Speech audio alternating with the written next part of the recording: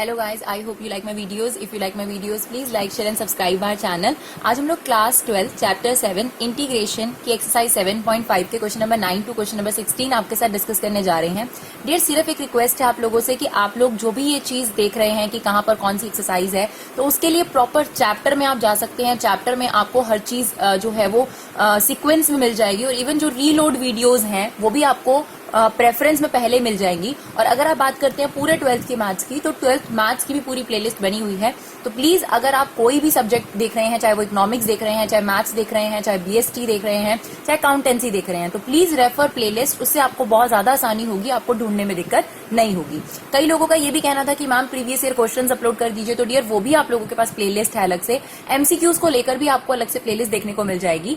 तो होपफुली आपको काफी हेल्प मिलेगी. तो चलिए 7.5 question number 9 to question number 16 fraction फ्रैक्शन का ये कंसेप्ट है. इससे रिलेटेड एग्जांपल और इसका इंट्रोडक्शन हम ऑलरेडी अपलोड कर चुके हैं. अब हम इसकी एक्सरसाइज के 1 to 8 क्वेश्चन के बाद 9 to 16 क्वेश्चन आपके पास लाए हैं. क्वेश्चन नंबर 9 देखिए डियर, ये आपके पास क्वेश्चन है. पार्शियल फ्रैक्शन से ही सॉल्व होगा बिकॉज आपके पास एल्जेब्रा है. एल्जेब्रा आप डायरेक्ट इंटीग्रेशन नहीं कर सकते हैं. तो हमने सबसे पहले तो डिनोमिनेटर को ब्रेक करना है. तो अगर आप देखेंगे तो यहाँ पर एक्स स्क्वायर आपका कॉमन आ जाएगा, ये रह जाएगा x माइनस 1. यहाँ से -1 कॉमन आ जाएगा, ये रह जाएगा x माइनस 1. इन दोनों में से आप क्या कॉमन ले सकते हैं? x minus 1. तो यहाँ पर आपके पास रह गया एक्स स्क्वायर माइनस 1. इस बात का ध्यान रखिएगा पार्शियल फ्रैक्शन में कि अगर आपके पास कोई भी स्प्लिटिंग पॉसिबल है, लाइक फैक्टराइज पॉसिबल है, तो आपने क्वाड्रेटिक नहीं लगाना. अब कई स्टूडेंट्स का ये सवाल होता है कि मैम क्या यहाँ पर फैक्टर वाला फॉर्म लगा सकते हैं, लाइक क्वाड्रेटिक वाला ax प्लस बी वाला. डियर देखिए, अगर स्प्लिटिंग पॉसिबल है तो फर्स्ट ऑफ ऑल आप स्प्लिटिंग के लिए जाएंगे. तो यहाँ पर a square minus B square की आइडेंटिटी लग सकती है बिकॉज एक्स स्क्वायर माइनस 1 का स्क्वायर. ठीक है, तो आप इसे क्या लिख सकते हैं? x minus 1 x plus 1. x minus 1 हमारे पास ऑलरेडी था. नाउ x माइनस 1 का होल स्क्वायर, ये एज इट इज. अब आप यहाँ पर पार्शियल फ्रैक्शन की फॉर्म लगा दीजिए. x प्लस ए के होल स्क्वायर वाली फॉर्म है, तो a upon X minus A, फिर उसके बाद इसका square, then c x plus 1. Right, फिर आपने इसका एलसीएम लेना होता है डियर. एलसीएम हमेशा यही आता है, बिना टेंशन के आप यही वाला एलसीएम लिख दीजिए. तो यही एलसीएम आ गया आपके पास. ठीक है, इसके पास एलसीएम की क्या चीज नहीं है? एक x माइनस 1 और एक x प्लस 1, तो उससे हमने मल्टीप्लाई कर दिया. b के पास क्या नहीं है? x प्लस 1, तो उससे मल्टीप्लाई कर दिया. c के पास क्या नहीं है? x माइनस 1 का होल स्क्वायर. राइट, अब आपको पता है कि ये डिनोमिनेटर कैंसिल आउट हो जाएगा और ये इससे इक्वेट हो जाएगा. उसके बाद हमें एबीसी की वैल्यू निकालने के लिए 3 बार वैल्यू पुट करनी पड़ेगी x की. तो हमने आपको एक तरीका बताया है, इसमें आप ये देख लीजिए कि टर्म को कैसे जीरो बनाया जाएगा.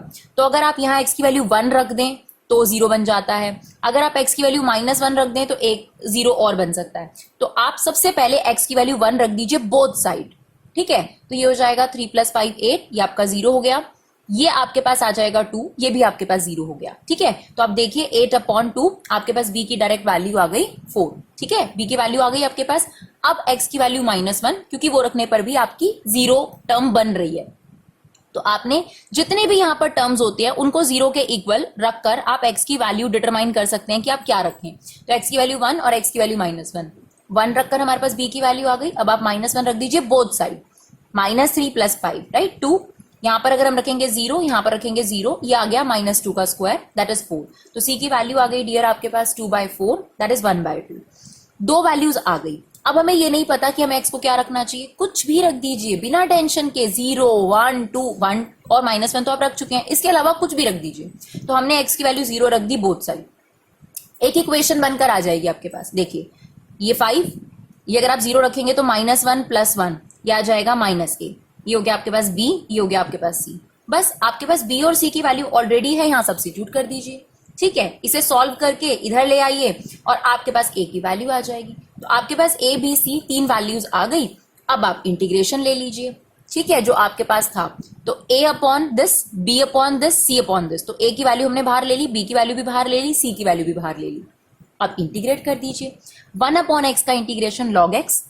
x की जगह इसने लिया तो इसका डेरिवेटिव दोबारा लेना नहीं भूलना, 1 आएगा. 1/x² का इंटीग्रेशन -1/x. अगर आपको ये याद नहीं है कोई बात नहीं, आप इसे ऐसे समझ लीजिए x माइनस 1 की पावर -2 है. तो इसका इंटीग्रेशन क्या होगा? x की पावर -2 + 1 अपॉन में -2 + 1. तो उससे भी आपके पास डियर इसका आंसर आ जाएगा. 1/x² का इंटीग्रेशन -1/x. जिस चीज ने x की जगह ली थी उसका डेरिवेटिव हमने लिया जो कि 1 आया. वो लिखने की जरूरत नहीं है। सेम 1/x का इंटीग्रेशन log x प्लस 1, इसका दोबारा डेरिवेटिव लेंगे तो 1 आ जाएगा, प्लस c। अगर आप देखेंगे तो ये दोनों टर्म एक साथ लिखी जा सकती हैं, राइट। तो आपने क्या करा, इन दोनों टर्म्स को एक साथ लिख लिया। यहाँ पर डियर -1/2 है, सॉरी, क्योंकि a की वैल्यू हमारे पास -1/2 थी। अब देखिए हाफ इन दोनों में से कॉमन ले लीजिए, तो ये बच जाएगा log a minus log b। तो क्या होता है log a minus log b? log a upon b। बाकी ये as it is plus c। This is your question number 9। Now question number 10, आप देखिए यहाँ पे डिनोमिनेटर स्प्लिट हो सकता है, तो बिल्कुल स्प्लिट कीजिए, फैक्टराइज करिए। a² माइनस b² की आइडेंटिटी लग गई, तो ये हो गया x minus 1 x plus 1, right.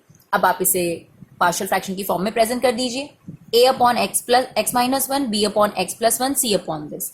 Now take an LCM, तो यही वाला एलसीएम आप यहाँ लिख दीजिए। इसके पास क्या नहीं है एलसीएम की, ये दोनों चीजें मल्टीप्लाई कर दिया। b के पास क्या नहीं है, ये दोनों चीजें, इसको उससे मल्टीप्लाई कर दिया। c के पास ये दोनों चीजें, उससे मल्टीप्लाई कर दिया। डिनोमिनेटर आपका हमेशा कट जाएगा। 2x माइनस 3 इस इक्वेशन से आपकी इक्वेट हो गई। अब आपने क्या करना है डियर, x की वैल्यूज डालनी है और abc की वैल्यू निकालनी है। तो यहां से आपको आइडिया मिल जाएगा, अगर हम x की वैल्यू -1 डालें तो 0 हो जाएगा। यहां से देखिए इसको अगर आप 0 के इक्वल रखें तो x की वैल्यू -3/2 डालें तब भी ये 0 हो जाएगा। तो एक x की वैल्यू आपके पास आ गई -1, एक आ गई -3/2, और अगर एक और देखेंगे तो यहाँ पर अगर आप x की वैल्यू 1 डालेंगे तो ये भी 0 हो जाएगा। तो 3 वैल्यूज हमें क्लियर है। सबसे पहले हमने x की वैल्यू 1 डाल दी बोथ साइड, ये हो गया -1, ये आपके पास आ गया, ये दोनों टर्म आपके पास 0 हो गई, ठीक है। तो a की वैल्यू आ गई -1/10। फिर हमने x की वैल्यू -1 डाल दी बोथ साइड, -2 -3, ये आपके पास 0 हो जाएगा, ये आपके पास 0 हो जाएगा। यहाँ पर आपके पास आ गया -2 और ये हो गया 1। तो यहाँ से आपके पास b की वैल्यू आ गई डियर 5/2। सिमिलरली लास्ट x की वैल्यू हम डालेंगे -3/2 both side, right. Both side -3/2 put कर दीजिए। पुट करने के बाद आप सिंप्लीफाई करिए, आपके पास डायरेक्ट c की वैल्यू आ रही है। तो जैसे ही आपके पास a b c की वैल्यू आ गई, अब तो कोई टेंशन नहीं है। अब आप क्या करेंगे, वैल्यू पुट कर दीजिए। तो आपके पास ये था ना इंटीग्रेशन में a upon x minus 1 b upon x plus 1 c upon this. a की वैल्यू -1/10 इंटीग्रेशन से बाहर ले लीजिए, क्योंकि कांस्टेंट इंटीग्रेशन से बाहर आ जाता है, ठीक है। b की वैल्यू 5/2 ये एज इट इज, c की value -24/5 and this is right. अब इंटीग्रेशन 1/x का इंटीग्रेशन log x, 1/x का इंटीग्रेशन log x, 1/x का इंटीग्रेशन log x। बट जो भी चीज x की जगह लेता है उसका डेरिवेटिव लेना नहीं भूलना, यही सबसे बड़ी गलती हो सकती है आपके पास। तो इसका डेरिवेटिव लिया 2, जो कि डिनोमिनेटर में लिखा जाएगा, तो ये इससे कट गया आपके पास -12/5। This is your answer, right. चलिए क्वेश्चन नंबर 11 देखते हैं। फिर से वही आपके पास पार्शियल फ्रैक्शन लगेगी और यहाँ पर आप स्प्लिट कर सकते हैं, फैक्टराइज कर सकते हैं, तो जरूर करेंगे। आप इसे क्या लिख सकते हैं, x² माइनस 2 का स्क्वायर। तो a² माइनस b² को क्या करेंगे, a minus b a plus b। तो इसे स्प्लिट कर दीजिए, उसके बाद आप इसे फॉर्मूले में खोल दीजिए, partial fraction a upon x plus 1 b upon x minus 2 c upon x plus 2। ना इसका एलसीएम जो होगा वो यही आएगा डियर हमेशा, तो यही आपने एलसीएम ले लिया। a के पास क्या नहीं है, x माइनस 2 x प्लस 2 से मल्टीप्लाई कर दिया। b के पास क्या नहीं है, x plus 1 x plus 2। c के पास एलसीएम का क्या नहीं है, ये इससे क्या हो गया dear, cancel out. Now 5x equal to this expression. अब हमें abc की वैल्यू निकालने के लिए x की वैल्यूज रखनी पड़ेंगी, तो उसके लिए डियर आपके पास ये एक्सप्रेशन काम आता है। देखिए इसको आप 0 के इक्वल रखेंगे तो x की वैल्यू 2 मिल गई, इसे 0 के इक्वल रखेंगे तो x की वैल्यू -2 मिल गई, और इसे 0 के इक्वल रखेंगे तो x की वैल्यू -1 मिल गई। अगर नहीं भी आपको कुछ समझ में आता तो आप कुछ भी पुट कर दीजिए, आपको आराम से आंसर आ जाएगा। लेकिन अगर आप ये वाली वैल्यूज पुट करेंगे तो उससे डायरेक्टली आपके पास एक वैल्यू a b c में से निकल कर आ जाती है, ये बेनिफिट होता है। तो अब देखिए ये एक्सप्रेशन हमने लिखा, सबसे पहले हमने x को बोथ साइड 2 पुट कर दिया। देखिए ये 10 हो गया, ये आपका 0 हो जाएगा एक्सप्रेशन, ये 0। डायरेक्टली आपके पास b की वैल्यू निकल कर आ गई, देख सकते हैं आप 5/6, ठीक है। इसी तरीके से आप x की वैल्यू -2 पुट कर दीजिए बोथ साइड, ये हो गया आपके पास -10। -2 पुट करने से देखिए ये 0 हो गया तो ये पूरा 0 हो जाएगा, सेम ये एक्सप्रेशन भी 0 हो जाएगा। यहाँ पर आ गया -2 + 1 -2 दैट इज -4 -1, ये आपके पास 4 हो गया, ये अपॉन में चला जाएगा, तो c की वैल्यू आपके पास आ गई -5/2, ठीक है डियर। इसी तरीके से x की वैल्यू -1 बोथ साइड पुट कर दीजिए, ये आ गया -1, आपका ये एक्सप्रेशन 0 हो जाएगा, ये क्योंकि अगर आप -1 यहाँ डालेंगे तो -1 + 1 0, सेम हेयर ये भी 0। तो ये आपके पास ए की वैल्यू निकल कर आ गई। तो अगर आप इस तरीके से वैल्यूज पुट करते हैं तो आपको आसानी से एबीसी की वैल्यू निकल कर आपके पास आ जाती है और ज्यादा टेंशन आपको नहीं रहती। चलिए, अब आपके पास ये एक्सप्रेशन था, अब यहां पर हम एबीसी की वैल्यू पुट कर देंगे। तो ए कांस्टेंट है डियर 5/3, उसे बाहर रख दीजिए। बी की वैल्यू 5/6, सी की वैल्यू 5/2। अब आप इंटीग्रेशन ले लीजिए, 1/x का इंटीग्रेशन log x प्लस 1, इसका दोबारा डेरिवेटिव लेंगे 1, तो इसलिए वो लिखने की जरूरत नहीं है। 1/x माइनस 2 का इंटीग्रेशन log x माइनस 2, इसका डेरिवेटिव लेंगे 1। 1/x प्लस 2 का इंटीग्रेशन log x प्लस 2, इसका डेरिवेटिव लेंगे दैट इज ऑल्सो 1। तो ये आपके पास एक्सप्रेशन आ गया डियर, जो आपका आंसर है plus C. Now question number 12, it's important because ये एक इम्प्रॉपर फ्रैक्शन है। कैसे पता चलता है इम्प्रॉपर फ्रैक्शन है? अगर न्यूमरेटर जो पावर है x की वो डिनोमिनेटर से बड़ी और इक्वल हो जाए, दैट इज इम्प्रॉपर फ्रैक्शन। यानी प्रॉपर फ्रैक्शन कब होता है? जब डिनोमिनेटर बड़ा हो। लाइक अगर मैं आपसे कहूं 2/3 is a proper fraction, 2/5 is a proper fraction, 3/8 is a proper fraction, यानी डिनोमिनेटर बड़ा होना चाहिए न्यूमरेटर से, उसको बोलते हैं फ्रैक्शन, राइट? Proper fraction. तो ये इम्प्रॉपर फ्रैक्शन है, इसको हमें डिवाइड करना पड़ेगा। तो न्यूमरेटर आपके पास अंदर आता है हमेशा, डिनोमिनेटर बाहर। अब हमें एक्स क्यूब चाहिए, तो एक्स स्क्वायर को किससे मल्टीप्लाई करें? एक्स से मल्टीप्लाई करा, ये आ गया एक्स, इसके मल्टीप्लाई करेंगे तो एक्स क्यूब माइनस एक्स। जो लाइक टर्म्स है उनके नीचे लिखकर साइन चेंज, ये आपके पास कट गया, ये आपके पास हो गया x plus x 2x plus 1। अब ये रिमाइंडर आ गया डियर, क्योंकि यहाँ पर एक्स की पावर 2 है और ये 1 हो गई, यानी छोटी पावर हो गई, तो ये रिमाइंडर हो गया। हम पहले भी आपको बता चुके हैं कि हम इसे QRD फॉर्म में, यानी मिक्स फ्रैक्शन की फॉर्म समझ लीजिए, that is also mix fraction ना, यही करते हैं आप, इसको इससे मल्टीप्लाई और ये ऐड वही चीज है। तो QRD फॉर्म में इसको प्रेजेंट कर दिया जाता है, question that is this reminder and divisor, ठीक है?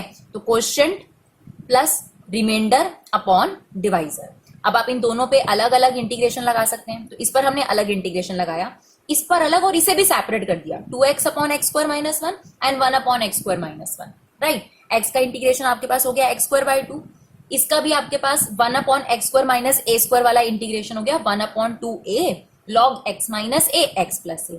यहाँ पर डियर हमने सब्स्टिट्यूशन लगाया, जो हमने आपको करके नहीं दिखाया, बट आप लोग खुद से भी ट्राई कर सकते हैं। इसको I1 लेके सब्स्टिट्यूशन लगा दीजिएगा, इसे हमने टी लेट कर लिया, तो 2x उसका डेरिवेटिव चल रहा है, यहाँ बचेगा 1 अपॉन टी, 1 अपॉन टी का इंटीग्रेशन लॉग टी, फिर टी की ओरिजिनल वैल्यू। तो यहाँ पर हमने सब्स्टिट्यूशन मेथड लगाया, जिसको हमने यहाँ डायरेक्ट करके दिखाया है, क्योंकि हमें पता है कि आप सब्स्टिट्यूशन ऑलरेडी सीख चुके हैं और वो आप आराम से कर सकते हैं। चलिए क्वेश्चन नंबर 13 देखते हैं। यहां पर देखिए डियर, यहां पर आप इसको दोबारा स्प्लिट नहीं कर सकते, क्योंकि एक्स स्क्वायर प्लस 1 इसका कोई फॉर्मूला नहीं है आपके पास, ए स्क्वायर प्लस बी स्क्वायर, इसकी कोई आइडेंटिटी नहीं लगानी आपने। तो यहां पर आपको एक फॉर्म लगानी पड़ेगी, ये हो गया a अपॉन 1 माइनस एक्स, और ये क्वाड्रेटिक फॉर्म है, तो इसके लिए आपको क्या लगाना पड़ेगा? bx plus c upon x square plus 1। Quadratic आ गया, जब तक लीनियर चल रहा है ऊपर एक वेरिएबल, जैसे ही क्वाड्रेटिक फॉर्म आ गई आपके पास कितने वेरिएबल आ जाएंगे? 2, bx plus C. Now LCM लेना है, यही वाला एलसीएम यहां आएगा, तो इसके पास क्या नहीं है, ये इससे मल्टीप्लाई कर दिया, इसके पास एलसीएम का 1 माइनस एक्स, इससे मल्टीप्लाई कर दिया, ये इससे कैंसिल आउट हो गया, ये एक्सप्रेशन आपके पास आ गया। आपको 3 वैल्यूज निकालनी है, उसके लिए आपको 3 बार पुट करना पड़ेगा। तो एक तो देखिए, इसको अगर हम 0 के इक्वल रखें तो x की वैल्यू 1 मिल रही है हमारे को, बाकी कोई और नहीं है बेटा इसमें फायदा। अगर हम बात करें कि कोई और वैल्यू हमारे पास है, तो यहाँ पर आप आर्बिट्री बेसिस पे कुछ भी रख दीजिए, एक x इक्वल टू 1 तो आपने जरूर रखना है। तो सबसे पहले हमने x को 0 रख दिया, यहाँ पर ये एज इट इज, ये 0 रखा आपने, a आ गया, ये 0 हो गया, ये आपका 1 माइनस 0 1, तो ये c, तो a plus C equal to 2, ये इक्वेशन बन गई, इसे छोड़ दीजिए, कोई बात नहीं। अब आपके पास एक और था x इक्वल टू 1, आप उसे पुट कर दीजिए, both side x equal to 1 put कर दीजिए, ये 2 हो गया आपके पास, ये आपके पास आ गया 1 प्लस 1 2a हो गया, और ये 0 हो गया। तो यहां से डियर देखिए a की वैल्यू आ गई आपके पास 1। अब आप एक काम करिए, a की वैल्यू यहां डाल दीजिए, तो अगर 1 डालेंगे तो 2 में से 1 चला गया, तो c की वैल्यू कितनी आ गई आपके पास? 1। तो आपको c की वैल्यू भी मिल गई और a की वैल्यू भी मिल गई, बस एक और टर्म चाहिए, तो आप कुछ भी सब्स्टिट्यूट कर दीजिए डियर, घबराने की जरूरत नहीं है। अगर 2 वैल्यूज आ चुकी हैं आपके पास, आप x की वैल्यू 2 रखिए, -1 रखिए, -2 रखिए, कोई दिक्कत नहीं है। तो बोथ साइड हमने यहाँ पे 2 सब्स्टिट्यूट कर दिया, ये एज इट इज, ये आपका हो गया 4 plus 1 5a, that is 2b plus c, that is -1। अब आपके पास a की वैल्यू 1 है, उसे पुट कर दीजिए, c की वैल्यू 1 है, उसे पुट कर दीजिए, आपके पास b की वैल्यू आ जाएगी, राइट? इस माइनस को हमने यहाँ मल्टीप्लाई कर दिया, देखिए। उसके बाद हमने b और c की और a और c की वैल्यू रख दी, आपके पास a और b की, तो c की वैल्यू आ गई। बस अब आपको इसी का इंटीग्रेशन लेना था ना, a की वैल्यू है 1, b की वैल्यू है 1, c की वैल्यू भी 1। नाउ इसका तो इंटीग्रेशन हमारे पास हो जाएगा, इसमें आप दिस अपॉन दिस कर दीजिए अलग अलग। नाउ 1 अपॉन एक्स का इंटीग्रेशन log x, लेकिन x की जगह पर जो है उसका डेरिवेटिव लेना नहीं भूलना, 1 का 0, इसका -1। ऐसे क्वेश्चन बहुत इंपॉर्टेंट होते हैं। तो जो भी इंटीग्रेशन में चेन रूल लगता है उसमें वो डेरिवेटिव डिनोमिनेटर में आता है, ठीक है जी। नाउ इसमें आपके पास सब्स्टिट्यूशन मेथड लगेगा, x एज इट इज, इसको हमने t लेट करा, dt अपॉन 2x, x से x कट गया, 1 अपॉन 2 बाहर आ जाएगा, 1 अपॉन t का integration log t। Now log t क्या था आपके पास, दिस वन। तो आप चाहें तो इसे I1 लेकर अलग से इस पे सब्स्टिट्यूशन लगा लीजिए, हमने इसको डायरेक्टली करा है, और ये आपके पास tan इनवर्स x का इंटीग्रेशन होता है। तो ये आपके पास आंसर आ गया इसका। चलिए आगे बढ़ते हैं, क्वेश्चन नंबर 14। देखिए डियर, यहां पर ऑलरेडी ये होल स्क्वायर चल रहा है और आप इसको स्प्लिट नहीं कर सकते, ये ऑलरेडी फैक्टराइज्ड फॉर्म में है। तो यहाँ पर x प्लस ए का होल स्क्वायर वाला फॉर्म लगा देंगे, a upon x plus 2, b upon x plus 2 का होल स्क्वायर। ना एलसीएम लेंगे तो यही वाला एलसीएम यहाँ पर आ गया आपके पास। इसके पास क्या नहीं है, x प्लस 2, इसके पास तो एलसीएम पूरा ही है, तो इसको किसी भी चीज से मल्टीप्लाई करने की जरूरत नहीं है। ये इससे क्या हो गया डियर, कैंसिल आउट हो गया, ये बचा आपके पास एक्सप्रेशन। अब आप यहां से देख सकते हैं, अगर हम x प्लस 2 को 0 के इक्वल रखें तो x की वैल्यू -2 अगर हम बोथ साइड रखें तो बेनिफिट होगा। तो x की वैल्यू -2 भी आप रख सकते हैं, और अगर आपको कुछ भी समझ में नहीं आ रहा तो देखिए हमने आर्बिट्री बेसिस पे कुछ भी रख दिया है। x की वैल्यू 1 रख दी बोथ साइड, ठीक है। अगर आप ये रखते तो आपको b वैल्यू डायरेक्ट मिल जाती। तो अगर हमने x की वैल्यू 1 रख दी बोथ साइड तो हमारे पास ये इक्वेशन बन गई। फिर हमने x की वैल्यू 0 रख दी बोथ साइड, तो a और b में और एक इक्वेशन बन गई। इन दोनों को एलिमिनेशन मेथड से सॉल्व कर लीजिए। अगर हम x की वैल्यू -2 पुट करते तो ज्यादा बेनिफिशियल होता डियर। उससे क्या होता कि आपके पास b की वैल्यू पहले ही आ जाती, फिर अगर आप 0 या 1 रखते a b में इक्वेशन बनती, उसमें आप b की वैल्यू डाल देते, a की वैल्यू आ जाती। बट हमने ऐसे आर्बिट्री बेसिस पे रखा तो इक्वेशन बन गई। अब इन दोनों में हमने एलिमिनेशन मेथड लगा दिया, साइन चेंज कर दिया, ये कैंसिल आउट हो गया। +2a -3a -a, -1 -2 इज -3, तो a की वैल्यू आपके पास 3 आ गई। ये जो आपके पास a की वैल्यू 3 आई है, इसे किसी भी इक्वेशन में पुट कर दीजिए, आपके पास b की वैल्यू आ गई -7। बस a और b की वैल्यू आने के बाद आपको पता ही है कि आपने इसका इंटीग्रेशन लेना है, राइट। और यहाँ पर a और b की वैल्यू सब्स्टिट्यूट कर दीजिए। ये देखिए a की वैल्यू डाल दी, b 3 बाहर आ गया, 1 अपॉन एक्स प्लस 2 का integration log x plus 2, x plus 2 का डेरिवेटिव 1, -7 को बाहर, 1 अपॉन एक्स स्क्वायर का इंटीग्रेशन -1 अपॉन एक्स, ठीक है। नहीं तो आपको हमने इस वीडियो में बताया ही है कि आप इसे x -2 ले सकते हैं, फिर इसका इंटीग्रेशन, राइट हियर, फिर ये आपके पास -1 होगी, तो जो पावर नेगेटिव होती है उसे पॉजिटिव करने के लिए रेसिप्रोकल कर देते हैं। चलिए इसको सिंप्लीफाई कर दिया साइन, तो आपके पास ये आंसर आ गया। चलिए क्वेश्चन नंबर 15 देखते हैं। 1 अपॉन एक्स की पावर 4 -1। देखिए ये आप लोगों ने पहले भी फैक्टराइज में करा हुआ है, इसको आप फैक्टराइज कर सकते हैं। आप इसे क्या लिख सकते हैं, एक्स स्क्वायर का स्क्वायर -1 का स्क्वायर। तो यहाँ पर a square minus B square की आइडेंटिटी लगा दीजिए, a minus B a plus B. यहाँ पे फिर से स्प्लिटिंग हो सकती है, आप इसे क्या लिख सकते हैं, एक्स स्क्वायर -1 का स्क्वायर, तो ये हो जाएगा x -1 x प्लस 1। हाँ इसमें नहीं होता क्योंकि ये a square plus B square की कोई आइडेंटिटी नहीं है हमारे पास, तो ये हमारे पास फाइनल फैक्टराइज्ड फॉर्म आ गई। इसके अलावा और फैक्टराइज नहीं कर सकते। तो अब हम इसे पार्शियल फ्रैक्शन की फॉर्म में प्रेजेंट करेंगे, a upon x -1 b upon x plus 1। जब तक लीनियर है तो एक वेरिएबल, ये क्वाड्रेटिक हो चुका है आपके पास, तो a और b आप ऑलरेडी यूज कर चुके हैं, तो cx plus d upon x square plus 1। Now LCM लेना है, यही सेम एलसीएम आएगा आपके पास, ये आपके पास कट जाएगा, उसके बाद आपके पास ये एक्सप्रेशन इसके इक्वल इक्वेट हो जाएगा। ये देखिए अब हमें यहाँ 4 वैल्यूज निकालनी है डियर, तो हमें 4 बार x की वैल्यू सब्स्टिट्यूट करनी पड़ेगी। तो एक तो आप देखिए यहां से x की वैल्यू आपको पता चल रही है -1, यहां से नहीं पता चलेगी डियर आपको। अगर आप इसे रखेंगे ना X square plus 1 equal to 0 -1, तो रूट के अंदर नेगेटिव, ये तो आपको कुछ होता ही नहीं है, ये कॉम्प्लेक्स नंबर होते हैं, तो यहां से नहीं आपको x की वैल्यू पता चल रही। तो यहां से x की वैल्यू एक तो -1 पता चल गई आपको, यहां से x की वैल्यू 1 पता चल गई, बस बाकी आपको 2 आर्बिट्री बेसिस पे रखने पड़ेंगे कुछ भी। तो सबसे पहले हमने x की वैल्यू -1 रख दी both side, right, both side. तो ये तो एज इट इज है, -1 रखेंगे तो ये एक्सप्रेशन 0 हो गया आपका, ये एक्सप्रेशन 0 हो गया, b एज इट इज, ये हो गया -2, ये हो गया 2। b की वैल्यू देखिए डायरेक्ट आपके पास आ गई, ठीक है। चलिए अब बोथ साइड x की वैल्यू 1 रख दीजिए बोथ साइड, तो आपके पास ये एज इट इज ये ठीक है, ये एक्सप्रेशन जीरो हो जाएगा, ये एक्सप्रेशन, तो यहां से आपके पास ए की वैल्यू आ गई। अब एटलीस्ट 4 में से 2 वैल्यूज आपके पास आ चुकी हैं। अब आप एक्स को कुछ भी रख दीजिए आर्बिट्री बेसिस पे, क्योंकि हमें यहां से कोई आइडिया नहीं मिल रहा, राइट। तो हमने एक्स को 0 रख दिया both side, as it is. जब हमने 0 रखा तो डियर ए बी डी में आपके पास इक्वेशन आ गई। तो ऑलरेडी आपके पास ए और बी की वैल्यूज है, यहां सब्स्टिट्यूट कर दीजिए, आपके पास डी की वैल्यू आ गई, राइट। चलिए, अब आपने सी की वैल्यू निकालने के लिए भी कुछ पुट करना है, तो हमने एक्स को यहां पुट कर दिया 2 बोथ साइड। तो आपके पास ए बी सी डी में आपके पास इक्वेशन आ गई डियर। हमारे पास ए की वैल्यू भी है, बी की वैल्यू भी है, सी की वैल्यू भी है, वो हमने कॉरस्पॉन्डिंगली सब्स्टिट्यूट कर दी। इनको सॉल्व किया, देखिए आप 15/4 माइनस 5/4 इज 10/4, राइट। उसे सिंप्लीफाई कर लिया 5/2। 5/2 में से 3/2 चला 2/2, दैट इज 1 वहां जाके माइनस होगा 0, 0.6 इज 0। तो सी की वैल्यू आपके पास 0 आ गई। आपके पास ए बी सी डी चारों वैल्यूज आ चुकी हैं। अब आपको पता है कि आपने इसका इंटीग्रेशन लेना था।